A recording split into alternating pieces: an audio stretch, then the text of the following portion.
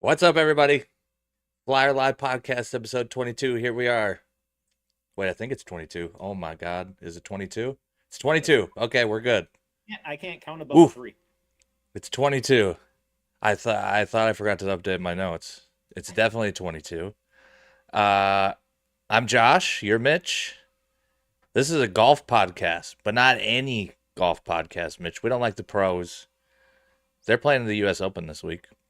We can get into that, actually. I we're just gonna have to because this is just starting to happen now. We're just gonna have to have a segment weekly where we just go over the Twitter arguments I get in every week. Well, yeah, because you're constantly finding people to fight with. Anyways, so yeah, we don't care about the pros. The pros are way better than us. They play a different game than us. We are amateur golfers. We are mostly talking about amateur golf, things that matter to us in amateur golf. We are competitors. We are deep into competitive golf season. Um, so yeah, if you're into that, we're live on X and YouTube. Our saved videos are also there if you want to watch back. But we're live. If you're here live with us, feel free to chat along. We'll chat back, say hello. If you want to rip me for terrible takes that I have on the internet, that's fine by me. I'll argue back. I try not to make an argument. Sometimes it sounds like an argument, I think. Actually, I don't even think. I know it sounds like an argument. I'm not trying to argue. I'm just trying to get my points across and they sound like arguments. So, but anyways, I'm happy to do that. Hmm. Uh, yeah. So, like on X, follow on X, not like. It's follow on X. Subscribe on YouTube. Those are the buttons. Hang out with us. We're trying to build a community of amateur golfers to hang out with and chat about amateur golf because we don't like the pros. It's true. It's going to be carnage this weekend, though. That's what they say. It will be. The rough. Did you see the mowers? I did. Does The Summerby army have those of mowers? Do you we amateur do not. golfers at Summerby worry about the mowers going through the grass and sticking the grass up straight so the ball falls down to the bottom of the grass so you absolutely cannot get the ball out without just punching it? Does Summerby do that? They do not because I think every member would hate it. It would be a Yeah. terrible experience for everyone involved. Yeah, I think you're right. That's one part about playing really nice golf courses. They can fuck you real hard if they want to, or they can make it pretty nice on you. Just True. just with a push mower, they can do it. So, anyways, Mitch, you're frozen. Are you here? I'm frozen. You're Okay, back. I'm, Oh, you're back. I'm always back. You were frozen, but you were frozen on like a smile, so it was fine. It You didn't. wasn't like a weird, just Nobody, like yeah, nobody could clip it and post it and make you look like an idiot. That couldn't, and I wouldn't do that personally. no, of course not. But Anyway, anyways, what you competed today. Let's start there, Mitch, before I want to start where I competed today, huh? yeah, let's start there before I start going on rants because I have two rants that I'm gonna go on for sure. Oh, So let's do well, fun things. let's talk about some competition rounds Yeah, first because I had my men's league tonight and I played two of my match plays so far, and I know you had a competitive round. I did. So we'll start there, and then maybe we can dive into your arguments on Twitter. Yes. Perfect. But tonight, dude, my driver was mostly okay. I lost one ball to the right, hit it into a hazard on hole 7. Still made a bogey. I hit a great 9-iron from 142 yards to like 15 feet and had a decent opportunity for par after hitting into a hazard. So not Mm. not mad about that. But we started on one, par, birdied hole 2, par, par, par, par, bogey, par, birdie to end it, which is Jeez. awesome because I finally birdied hole 9, which I have not done this year. Ooh. So chalk it up. We are now. Is that all 18? Nope, I have hole 6. Hole Hole 6 is 6. the That's only the one I last have not one. birdied now, and I think I'm 23 and a half rounds in. Jeez. Something like that. Close enough. I gave myself an over under 25 and a half, and I'm really Yeah. close to it on that. That's a really good number. Holy cow. So I'm going to have to hit it here in the next 2 rounds. So Yeah. by the end of the weekend, I need to have birdied hole 6. And I think I froze again. Cool.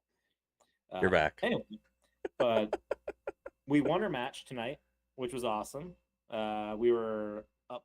I think we won 3-2, but they do points accumulation, so we play it out no matter what. Yeah. Uh, and we ended up winning 4 holes, so got some points for our team, which is great. Uh, but my other match plays, my singles net match play that is a season long bracket knockout style. Um, my opponent did not play well. He it was pretty bad Mm. for him. He said it was the worst round he's had the entire year. What's his handicap, by the way? 6.5. So I was Mm. giving him 4 strokes. So yeah, Mm-hmm. 6.5. Mm-hmm. I think that was Mm-hmm. right. Mm. So he was not having a good day. I mean, he had plenty of good shots, but just some not very good. But I mean, I was on a tear. I mean, I will par the course to death. I made one birdie. I was one under through 14, 1 6 and 5.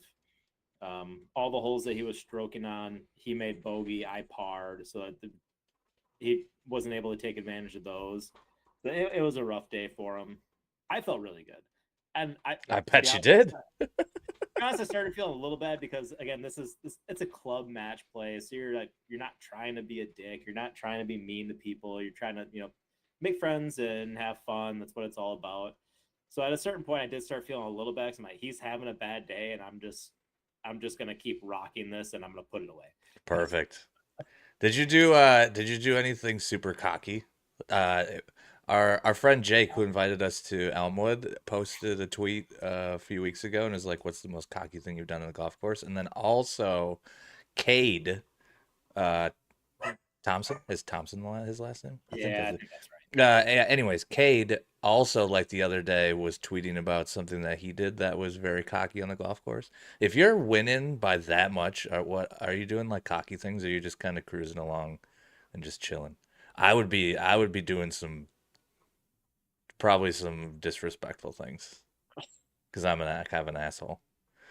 No, I so one of my problems is I am super competitive. So even though it's supposed to be fun, like I am hyper competitive. When I was winning, I just kept telling myself, keep your foot on the gas. Keep your foot on the gas. Don't let up. Because obviously I wanted to win, but not a great way to make friends. But I don't think I did anything super cocky. I may have gave some fist pumps when I made some birdies. Nice. I think I made two. I would have to double check. But I think I made two in that 13 hole time span that it took to win. But I've made a couple par putts, but I mean, it was just a pretty standard round of golf for me that just putts kind of are dropping. Putts are dropping a lot right now. Yeah. A Are lot you of ready to disclose why yet, or should we save that oh for another time?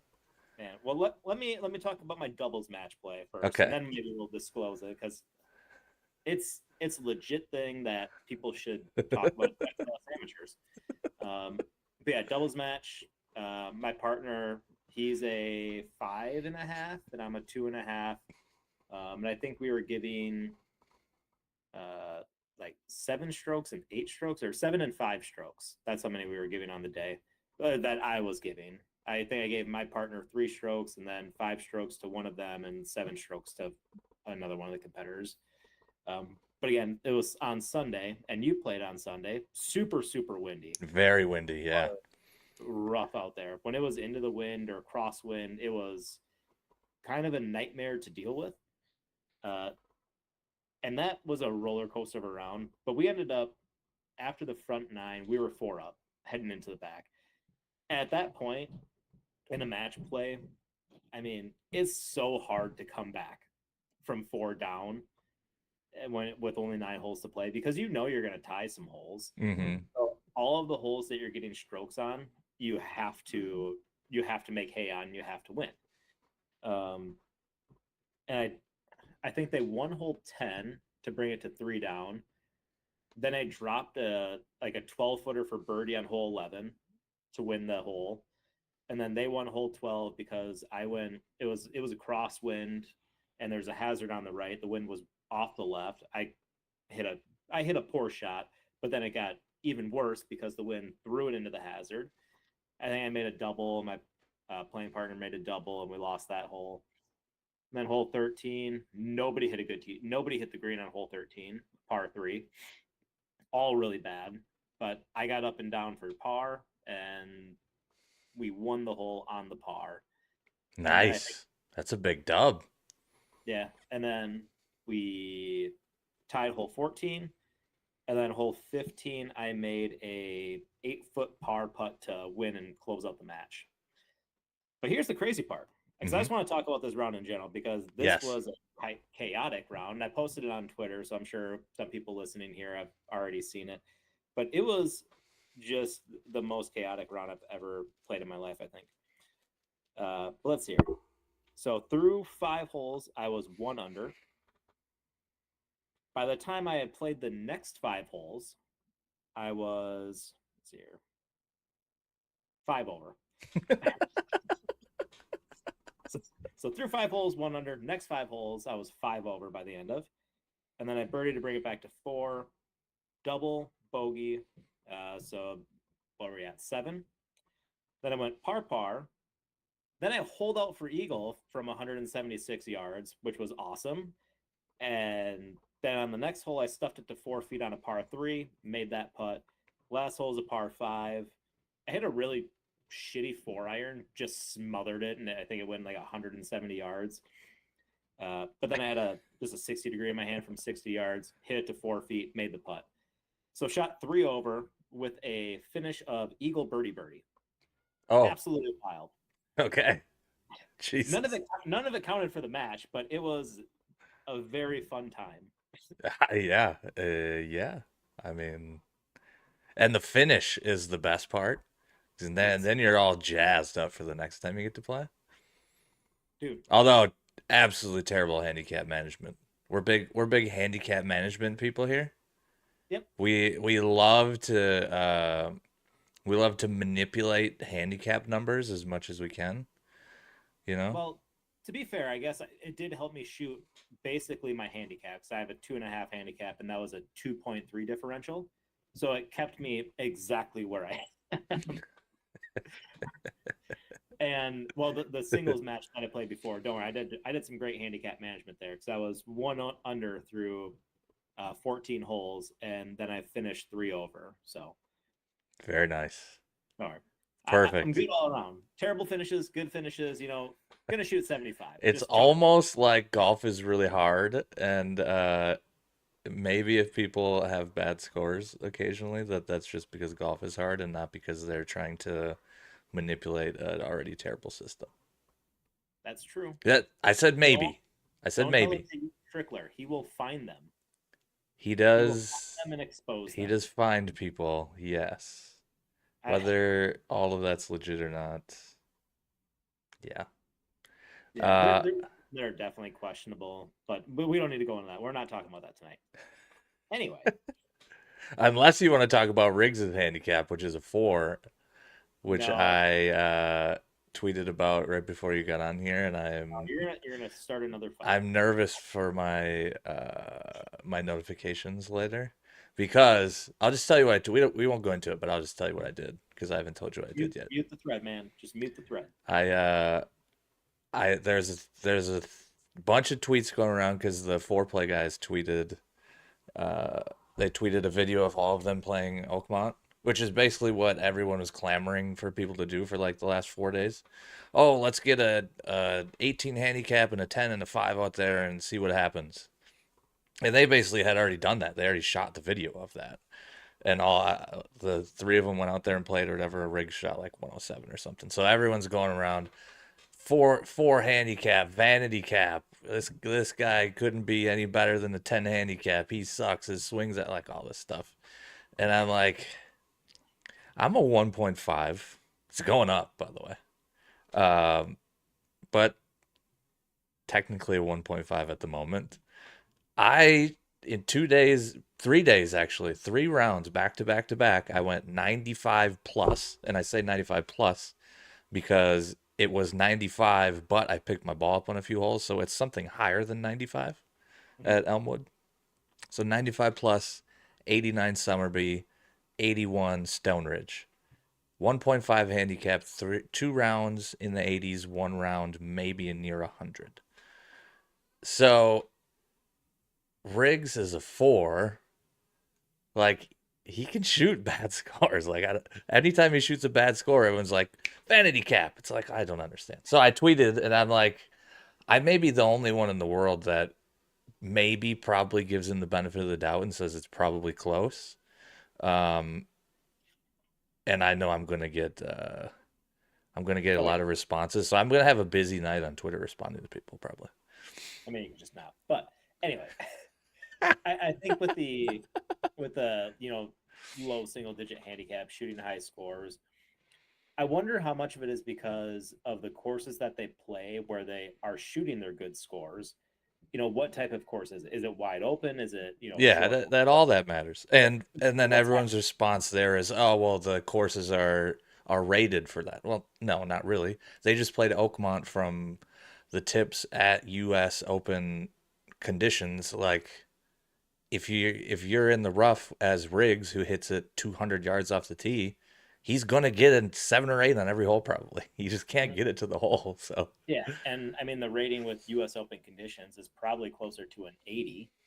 right, yeah, as I think it's rated at as 78, but once you yeah, factor U.S. Open conditions, it's probably an 80, 81.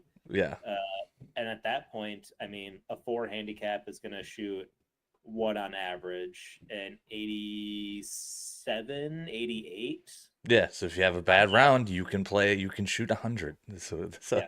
everyone had all these tweets. There's no way a four handicap can shoot 100. It's like, well, yes, they can. Like And so, I've seen Riggs' swing. I mean, it's pretty bad. it's bad, but I think He's an athlete though. That's the I don't that's know if the he's like, that's the part people don't understand. I think is I don't he's know if he's super shallow though. I guess is what I'm trying to say. Like I don't know if his swing is super shallow or super steep, but when you're playing in rough that long, like 5 inches, you need to be extremely steep to get yeah out of there. he's You need he's to move he's a off. sweeper. He's a sweeper for sure. Yeah, His swings out of the, I don't know if you've seen any of them, but his swings that they posted out of the rough, it's impossible for his swing to get it out. But yeah. um, I mean, and yeah, that's one thing that amateurs, I don't think they really understand. And there was that video of all the masking the tour pros. What would an amateur shoot out yeah, here? yep, And in the 18 handicap is that I don't think they're going to shoot 150, or I don't think they're even going to finish. And it's because they don't. And one of them mentioned that because they're like, amateur doesn't understand how to get steep and get to the ball, and how to manipulate the club face to actually get the ball out of the rough. yep, And tour pros can. I mean, you're going to see a lot of tour pros taking, you know, gap wedges, 9 irons, and opening up the club face and just hacking out of there yep, because they have to. Like that's just their only opportunity to get the ball out and back into the fairway and play. But us amateurs, quite frankly, unless you really understand how to like come straight down on it, and then you're gonna actually oh, connect correctly is part of it. You can also know how to do that and also just have a bad swing and not be able to do it. So yeah. And I yeah, had that. I mean, obviously, I wasn't in 5 inch rough here in this story, but my ball was in a divot. It was a fairly deep divot, and with the way the direction of the hole was, whoever left the divot has a pretty out to in swing. So my ball was stuck up against the lip, and I had to hit through the pitch mark. But in a situation like that, I had to get steep. I took out my 60 degree and it just got super steep. Probably had an angle of attack of down 12 or something ridiculous. Uh, but that's how you have to hit that shot. You get steep and you just pinch it and hope it goes well. yeah, But exactly, yep. And a lot of people aren't good at that. So, anyway, anyways, we don't need to talk about rigs, but you brought uh, him up. I did. I brought up Twitter, and then that was the latest thing I tweeted. I I also got myself in some heat about it's about the par three, the long one at the U.S. Open. We don't like the pros here, but we do use the pros occasionally when we need to make a point about something that amateur golfers might care about. Um, our friend Brock here, I'll just put the tweet up. How about that? Yeah, let's do it. Expose Brock for who he is. Our friend Brock quote tweeted Lou Stagner about basically Lou said If a pro has to hit a driver on par three, it's a bad hole. And then Brock brilliantly said, is it still a bad hole if it's a short, drivable par four? And would that change anybody's strategy? To which I answered, if they slap it with a par four, the tone completely flips, which is exactly what Brock said. It goes from this hole sucks to dang, this hole's kind of exciting. And I said, that's strange because the strategy does not change at all, nor does the difficulty of the hole, just the perception of that. Mhm. And people were just Oh, people are mad at angry. you. People So were mad. angry. And I don't, I think where people are getting held up here is if you're saying it's a difficult par three and an easy par four, to score par or to make par, fine. That's not what I said though. I said the difficulty of the hole doesn't change. How you score in golf is you hit ball, you chase ball, you hit ball again, and hopefully you make it in the cup that time. And if you don't, then you hit it again, and then you don't, you hit it again, and then you count them up. And then that's your score for the hole. The par on the hole means nothing. So the difficulty of a hole is the design of the hole, the bunkers, if there's hazards, if there's water, the distance of the hole, all of that. The if the hole is like out in the open and it can get super windy, or if the hole is, or like the par three at Sawgrass where it's kind of wide open but also kind of covered, so the wind kind of swirl. Those are the things that make the hole difficult. Whether it's a par three or a par four means nothing in terms of difficulty. And that hole in particular, there's no laying up from 280 yards. Like what? No. They're not change. The strategy doesn't change. The strategy is get the ball in the hole in as least amount of strokes as you possibly can. It doesn't matter what the par is. That's the same for any hole. Long par fours, long par fives, short par fours, short par fives. The par means nothing Mhm. in terms of how you are going to get the ball into the cup. If you're a good golfer, anyway, you're you create a strategy for the hole to do that. When you're creating a strategy for the hole, the par on the hole never comes to your mind. When I'm prepping for a tournament and I'm looking at a hole, I'm looking at how far the hole is. I'm looking at where the hazards are, things that I have to try and avoid, looking for potential areas around the green that might be bad, and then I'm trying to figure out how I get my ball from the tee into the cup as Mhm. quickly as possible. I don't care what the par is, and good players don't. Mhm. Yeah, I mean, and that's the thing, right? I mean, par doesn't mean anything because when you're competing against people, it's your score relative to their score, not your score relative to the par of the course. Hmm. It's just an easy way for us to track, -1, +1. Exactly. Yeah, it's way easier. It's way easier that way. It's just easy to track. But like you said, the strategy doesn't change. If it's a 270 yard par four, all these pros are going to hit three woods and drivers and try to get there, unless there's some reason why they wouldn't. Like there's water that they can't carry or water behind the hole, like something strange like that, right? Um, so if it's par four, they do that. If it's par three, that's what they're going to do. Because again, the objective is the least amount of strokes as possible. So, what is the strategy to get the least amount of strokes as possible? Exactly, which Now, doesn't change. so when we get to this par three, I will be shocked if any tour pro takes out an iron, lays up, and tries to make a three from laying up. Because ultimately, I mean, they could do that because a three is going to be a really good Three will score be on a there great score on that from hole. Yeah, 280 yards, right? And it's kind of going to be like what number 10 at Riviera. Would we see something like that where the majority of the field hits driver and just deals with whatever comes after that? and some people Or lay do up. you see Yeah, some people, hit an iron and wedge in? But regardless of any of that, the score is going to be the score that you get on that hole.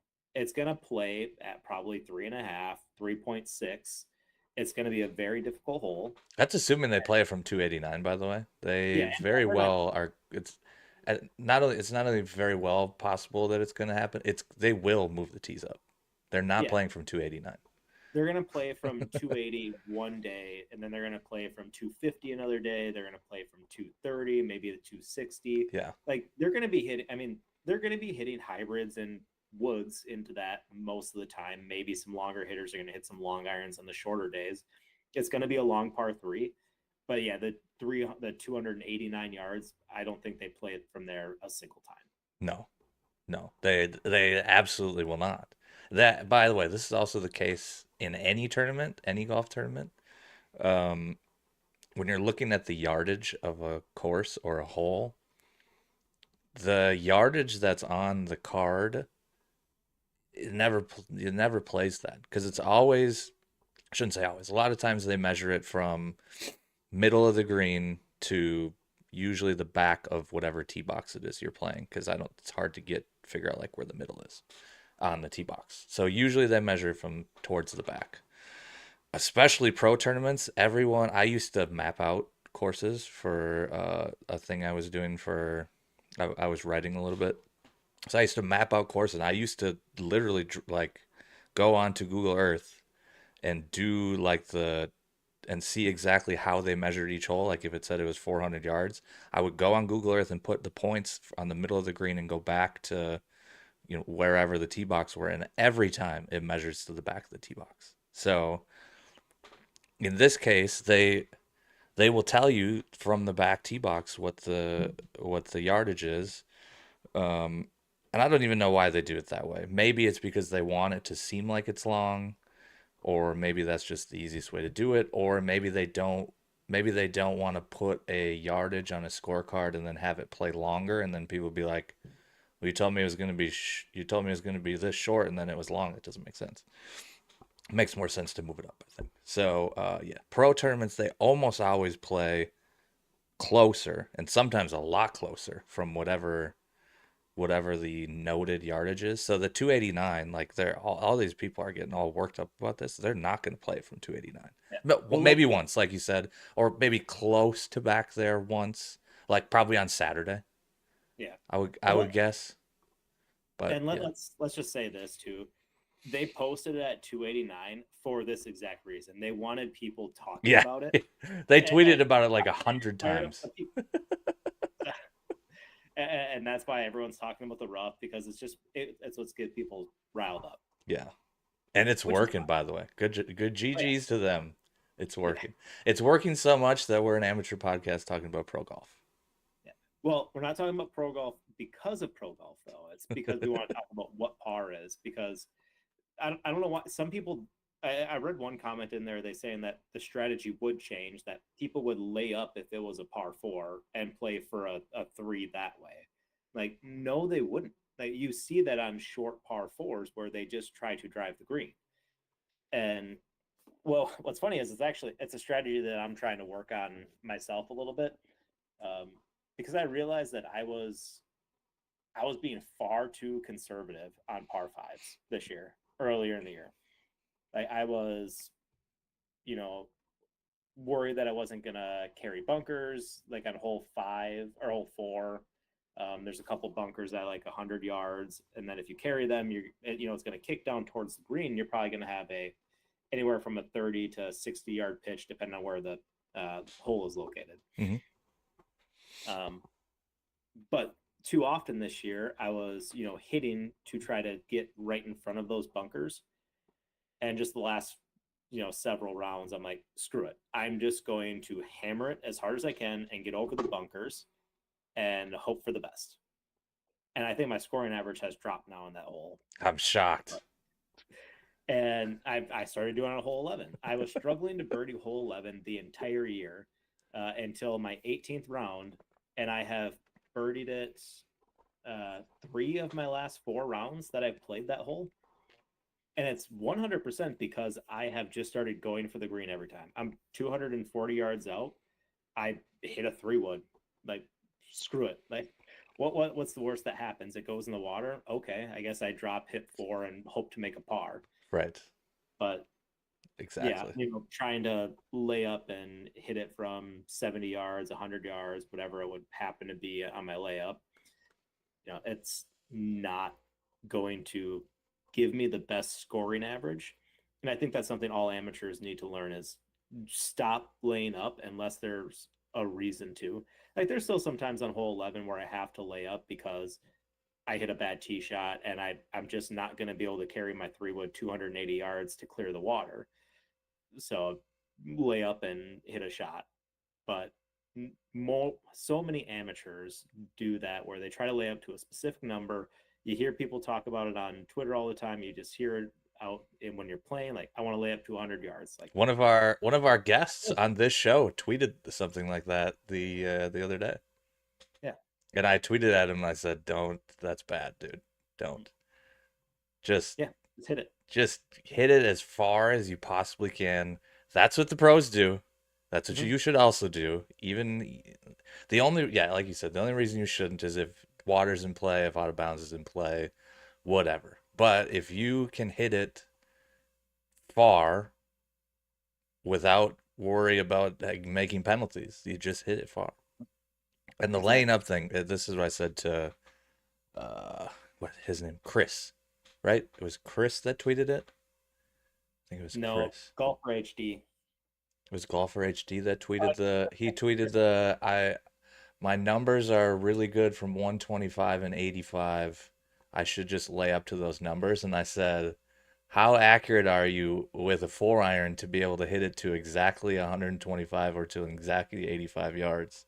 Because number one, that's the biggest issue with laying up is nobody's accurate enough to actually hit it right to the number that you're trying to hit it to. What's more likely to happen, you're gonna pull out a 4 iron to lay up to 100 yards because everyone loves fucking 100 yards for some reason. I like 105 yards personally. I'm a little better from 105 than 100. True statement. But everyone wants to lay up to 100. Everyone loves 100. The problem is you pull out this 4 iron, and if you hit it perfectly, you'll get to 100 yards. The problem is nobody hits it perfectly. So now you're gonna hit like a wipey fade, and you're now gonna be 135 yards away, which you suck from, and you're in the rough because you probably didn't hit it straight. Good job. Now you just gave yourself a bogey instead of hitting it to fucking 30 yards, and you could chunk a chip and it might still roll on the green and have a putt. You can do that, or you can blade it. You blade it and it goes from 100 and goes up to 80 or 70, and now you're in that weird range where it's not a full shot, um, it's not a full shot and it's not like a perfect chip. It's like right in between that little pitch where a lot of people have no clue what they're doing. And that's why everybody tries to avoid hitting it too far because they don't want that weird little pitch. Well, good job. You just bladed your 4 iron right into that pitch you didn't want to have. So, no, it's just nobody's good enough to hit it right to the number that they want. That doesn't make sense. And then also, every statistic that you ever see anywhere is the closer to the hole you are, the easier it is to hit the ball closer to the hole in 99% of the time.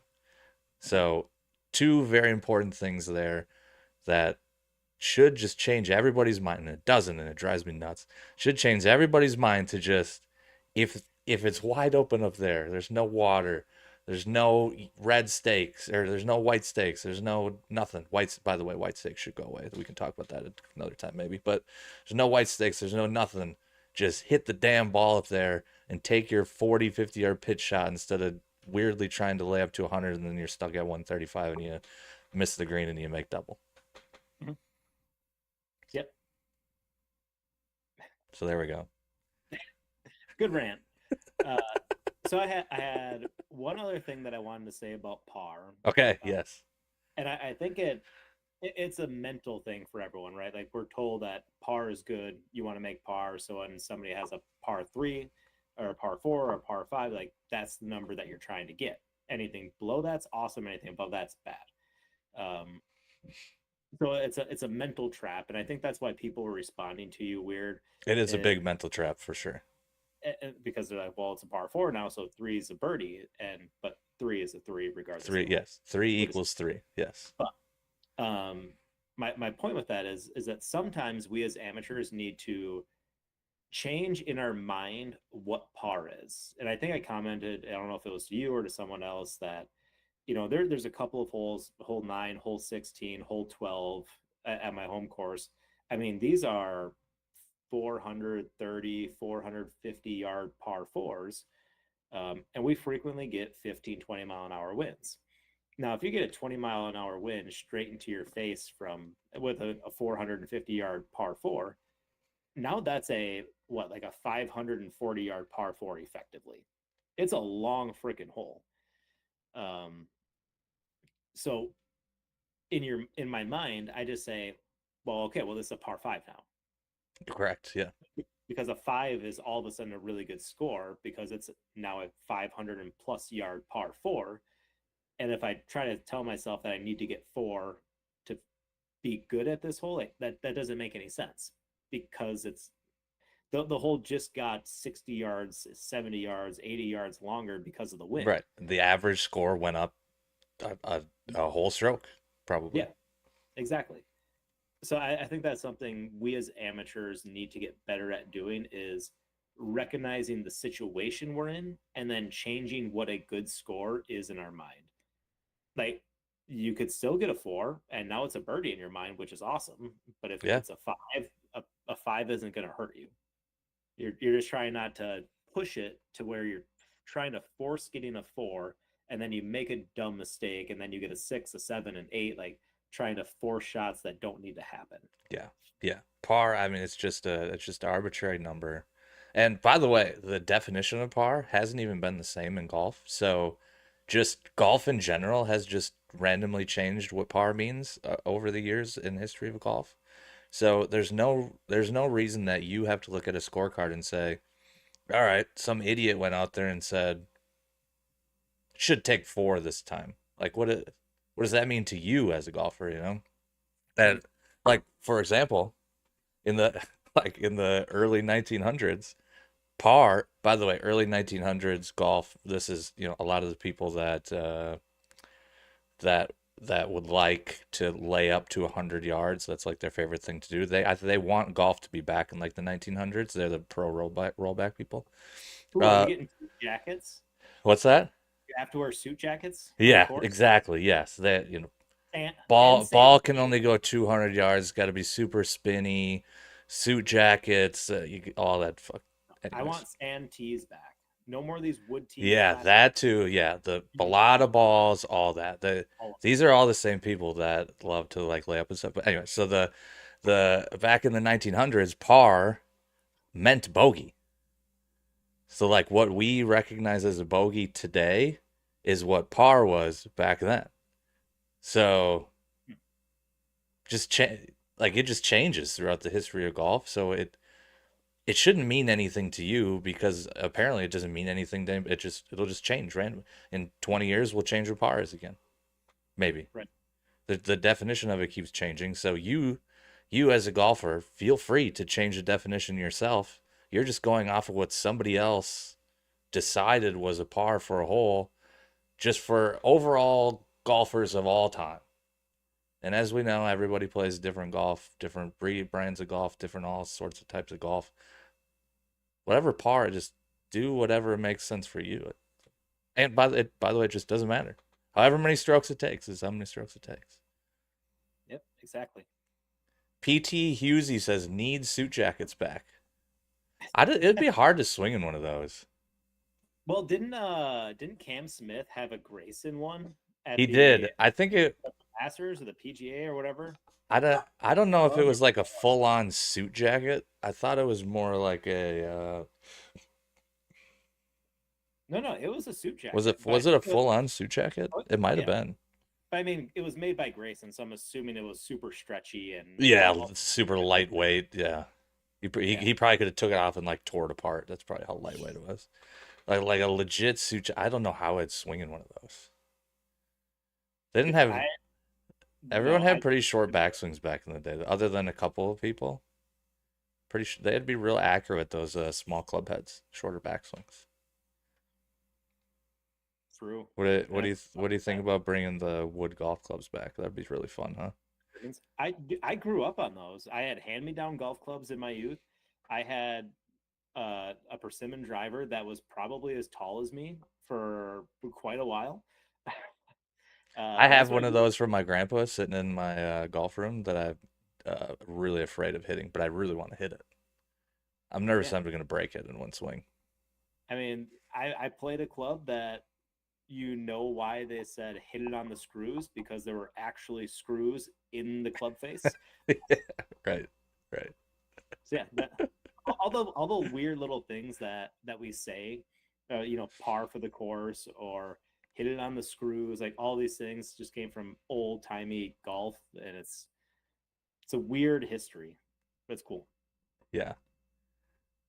Is it is it better now, or would you prefer it to be playing with wood clubs and ballata balls? No, it's so much better now. Okay. Oh, good. God, no. Because there's a large population of people out there that really would prefer golf to be played with wooden clubs again. Yeah. Well, if the goal is to right, the goal is to grow the game in a Ooh, smart way.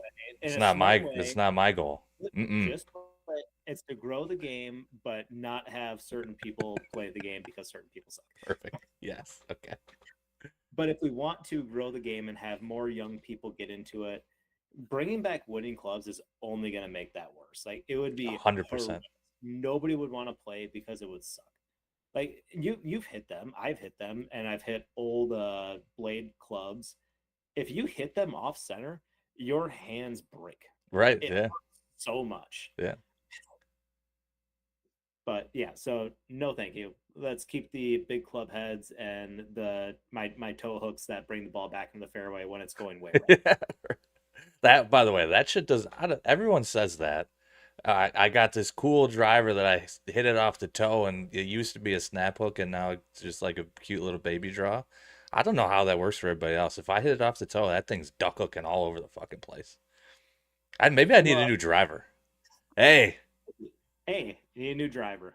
PT Hughesy's commenting again. He says, "You guys seem like nasty players." I didn't when I read this. Whoa, whoa, whoa, Well, I see whoa. exactly. See, hold on though. Hold on though. Hold on. So when I read that, I was like, "Damn, this guy must think that we're assholes." But he said, "Let me read the whole thing." All right. Because I read it that way too. I was like, "Damn, this guy's being mean. That's not very nice." But he said, "You guys seem like nasty players. What's your handicap?" I assume nasty means good in that case, if he's asking us what our handicaps are. Maybe. Uh, I don't know. Two and uh a half. 2.5 as Mitch, of today. Mitch is a 2.5 trending to a 0. Mitch will be a 0 by the end of the month. Hey, if I keep shooting like I did today, one under in league, making eagle birdies to end my rounds, it's coming. It's right Yes. around the corner. Yes. Mitch will be a 0 by the end of the month, guaranteed. I am a 1.5 trending to about a 25. I wish that was a joke, but it's not. well, It's not a good game. It to be wasn't fair, great. I did not to brag, of course, we don't brag here, but I did shoot a 3 over 75 at Keller from the back tees, which plays in my mind usually plays longer than it is, which is 6,600. Um, blowing 15 to 20, gusting a little higher. It rained for a decent amount of time, and it was competition, so the juices are flowing a little bit. Shot 3 over 75. Mhm. Might be That's back. But the 3 rounds prior to that, 81, 89, 95 plus. We don't need to talk about those. Those are in the Oh wait, no, past. no, I did have a 77 in there. I did have a 77 in there. Yeah, we're moving forward. I might be So all the way back. You're all the way back. We got some tournaments coming up. we do. I also I have my. played in a I also played in a scramble on Sunday. Mhm. With my dad, who's a 15, 16, 17 handicap or so. Also very windy Sunday, like worse than whenever I played Keller, like blowing 30 or more probably. We shot one under, and as a one handicap, that kind of falls a lot on me. So Yep, that's solid. I didn't shoot one under myself. He was helpful, for sure. But if you're gonna shoot one under even par with a one handicap and an 18, the one has to play like pretty good. So Yeah, I mean, at that point, your long game has to be pretty darn good, and then you yeah, hope to get short game stuff from the 18 handicap, right? I mean, that's kind yes, of that is kind of exactly how it happened. Yeah, we use almost all of my tee shots. We use like one or two of his, I think, maybe. Um, and then he was definitely helpful on some around the green and putting stuff. So Mm-hmm. Well, no, cool. no, Pete, he said no shade at all. I was just saying I only read your message, the first half of the message, and then I was like, oh shit, he's mad at us or doesn't like us. And then I read the rest, and it sounded like you were just interested if we were good or not. Oh, the What ball was that? collection behind. He's interested in the ball collection behind me. I just put this up Ooh, a couple weeks ago. How about that? I finally put something up behind me, and somebody notices I got instead some of back. just the somebody DM'd me. Mitch, should I tell you this? I don't think Somebody so. somebody DM'd me a few weeks ago and was like, "Hey, if you don't want it to look like you're in a prison cell, you should probably put like something up in your background." My wife set up this stuff behind me. That's Yeah, her. that makes sense. I set up the stuff behind me, which also makes sense. Yep, nailed it. Dude, it's I got perfect. more to go. I got What more else to do put you up need? though. What else do you need? Just have golf balls. Perfect. Yeah, I do. And I actually, I haven't even put this one up yet. Ooh, the Summer Bee one. There you go. It's pretty blurry, but it's fine. Yeah. It says Summerby. I haven't decided where it's going to go. I have the balls there lined up specifically so that my favorite courses are in the middle, and as it goes up, my least favorite courses are there. So I want to highlight my favorite ones in the middle because if you're going to look at this is how weird I am. If I'm going to go look at somebody's collection of golf balls, the first place I'm going is directly to the middle. And then I'll work my way out probably to see what Dude, else is that's there. not it. Like, do you read a book from the middle pages or like? Well, no, but I'm not reading a book. I'm looking at a display. If you're gonna go to an art museum, you're gonna look at like what's in the middle of whatever like a picture is. You're looking right at the middle, and then if there's like stuff going on in the corners, like you'll notice that eventually. But if you want something to catch somebody's eye that you're visually, you put it right in the middle. At least I think so. I could be wrong about that, I don't know. but I that's guess my thought process. I was thinking more of like reading, like looking at them. I would start top left and then go down like I was reading a book. But yeah, if it was a piece of art, you're probably gonna start in the middle somewhere. Let me ask you this then. This may change how I might go up to this fucking case once we get done and change this whole thing, depending on your answer. If you came over to my house and I was like, dude, I got this cool collection of golf balls. They're all the golf courses I've ever played. I got a logo about all of them except for Elmwood. Elmwood. Jake, Jake, Jake. are you out there, Jake? Jake, Um, send it. so subtle flex with the wife. What? He said subtle flex with the wife there for you. Anyway, so if I were to invite you over and say, come look at this cool ball collection, and you walk up to the ball collection behind me, would you start at the top left corner? Well, up here, there's four at the top and they're right in the middle. Would you start on that line and then work your way down? Or would you find something in the middle and then just kind of look around? I already told you what I would do. If it was me, I'm going right to the middle because I assume that that's the one you want to show off the most, and then I look around after that. I think because it's for me, the way my brain works is it's reading. So I might start at the middle, but then I would instantly go to the top left corner. Mm, okay. So I might like peek around and see the ones in the middle, but then actually go read through all of them like it was a book starting in the top left corner. Mm. That's what I would do. If somebody else in the comments feel feel free to share or hit up Josh in his DMs. Aha, Dylan. Dylan says, "Hey boys, how you doing?" Hey Dylan. What's up, And Dylan? Dylan says, "Middle baby all day." See, Dylan would start in the middle too. Thank you, Dylan. I appreciate that. Maybe I'm the weirdo here. That's entirely possible. I will not deny that. In general, if one of us were to be called the weirdo of the two of us, it would 100% be me. Yeah, we're, Um, we're both pretty weird, but it's fine. yeah. Where were we at? PT This got is an amateur PT golf PT podcast. got us off track. What were we talking about? Were we I don't. annoyed about something? I don't think we're annoyed anymore. I Oh, do oh, think. were we talking about my scramble? By the way, I don't know if I'm ready to get into it yet, but big cheating scandal in the scramble, I think. Whoa. in which I would have to be the one to bring it up. Who's cheating?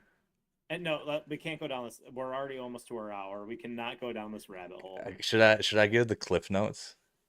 Cliff notes. It's Cliff it's notes. very it's very probably a very detailed story. I'll give the cliff notes.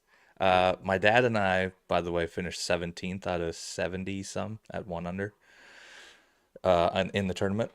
So we're at the end of the thing ceremony where they're like reading off all the scores of everybody. And they kind of do it backwards. And I told you last time, I told everybody last time, it's a parent-child tournament, so they just kind of pay out all weirdly different places because they want it to be fun and everybody have a chance to win. So they pay out last place, 50th place, 40th, 30th, 20th, 10th, 5th, 3rd, 2nd, 1st for the two different courses. So so we're sitting waiting for our course to be called or whatever, and they start calling it off, going through the names and the scores, blah blah blah. They get to second place, and they say XX name, second place at 5 under. And we watch the people that get up, and they were the two people that were in the group, two of the four people in the group right in front of us. And my dad and I both looked at each other and said, "What? 500 doesn't make any sense." Because this group in front of us was a family of four. It was a guy and their son and a lady and their son. Lady and the son, both bad. Like dribble ball off tee, dribble ball, pick up, make bogey. They probably shot 18 under or 18 over. Max bogey score. So 18 over is the worst score you can make in the tournament. They probably shot 18 over. The other two, the son also hit it like the wife and the other son, spraying it everywhere, dribbling it off the tee, like chunking the ball all over the place, whatever. And then the dad hit it okay, but he also hit it like 100 yards, and it was very windy on Sunday, like I said. He hit it like 100 yards. A lot of his shots were also not good. Like he was also spraying it around a little bit. Um, so I'm thinking of me and my dad playing. Like I played pretty good and my dad played pretty good. We shot one under. I watched them hit a lot of their balls because, as you know, in charity or fun type scrambles, it's slow and you are up against somebody in front of you the whole time. I watched most of their shots. There is as close to 0% chance that either of the two groups in front of us shot anywhere near under par. It's as close to zero as zero could possibly be. That I have been considering like saying something to somebody about it because it's so egregious what I watch them do all day long, and then have them get up and claim that they shot 500. And by the way, cash prizes. So they won like 200-300 bucks or something. And I also wouldn't, if it was like a charity thing, probably wouldn't care, but it's like a parent child thing. And like it's a big deal for it. Like that could have been like a younger kid that would have moved up into third place possibly, and then they would have got to win something that they deserved. So yeah. Anyways, there's much more that I saw in that group that made me be like, dude, that's pretty bad. But Scrambles are and always cheap. big, yeah, and the worst part is this is the first year that they let people pick groups they wanted to be in. So normally you sign up as a twosome, and then they randomly pair you on either of the courses with random people. This year they sent out an email like halfway through after registration. They're like, "Hey, we decided we're gonna let people pair up in fours if they want to, so let us know." This is the first year, and then I saw that, and I'm like, God damn, that's so fucking annoying. Nope. Send an email. Yeah, I would be like, you can't do that again because those people definitely did yeah. not shoot. And I also I forgot I looked up the dad's handicap. It's like a 7 or 8 or something.